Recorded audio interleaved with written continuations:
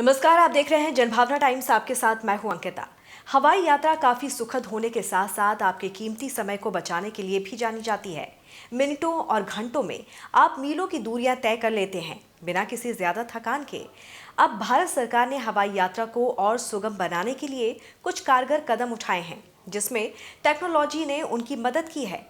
भारत सरकार ने दिल्ली समेत देश के कुछ चुनिंदा एयरपोर्ट्स पर एंट्री के लिए यात्रियों को बड़ी राहत दी है।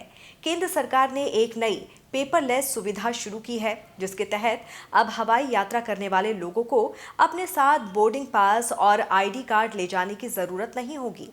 एफआरटी की मदद से अब सिर्फ यात्री के चेहरे की पहचान करके एयरपोर्ट पर एंट्री दे दी जाएगी। दरअसल भारत के चुनिंदा एयरपोर्ट्स को पेपरलेस बनाने के लिए सरकार ने डिजी यात्रा नामक एक सॉफ्टवेयर विकसित किया है।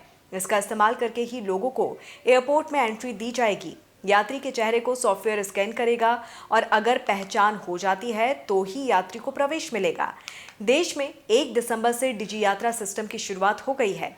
इसका मकसद सहज और परेशानी मुक्त हवाई यात्रा मुहैया करवाना है। एयरपोर्ट्स पर यात्रियों के कॉन्टैक्टलेस और बिना किसी परेशानी के प्रोसेसिंग के लिए फेशियल रिकॉग्निशन टेक्नोलॉजी यानी कि एफआरटी की शुरुआत की गई है। फेशियल फीचर्स का उपयोग करके पैसेंजर्स पेपरलेस और कॉन्टैक्टलेस प्रोसेस के जरिए एयरपोर्ट के अलग अलग चेक पॉइंट से गुजर सकते हैं। इस सुविधा का उपयोग करने के लिए आधार के जरिए वेरिफिकेशन होगा और एक सेल्फ इमेज का उपयोग करके डिजी यात्रा ऐप पर एक बार रजिस्ट्रेशन करना होगा। एयरपोर्ट के ई गेट पर यात्री को पहले तो बार कोड वाला बोर्डिंग पास स्कैन करना होगा और फिर वहां लगी फेशियल रिकॉग्निशन टेक्नोलॉजी यात्री की पहचान और यात्रा दस्तावेज को वेरीफाई करेगा। इस प्रक्रिया के बाद यात्री ई गेट के जरिए हवाई अड्डे में प्रवेश कर सकेगा। नागर विमानन मंत्री ज्योतिरादित्य सिंधिया ने गुरुवार को दिल्ली एयरपोर्ट पर डिजी यात्रा की शुरुआत की। पहले चरण में इसे 7 एयरपोर्ट पर और घरेलू उड़ान यात्रियों के लिए ही शुरू किया गया है।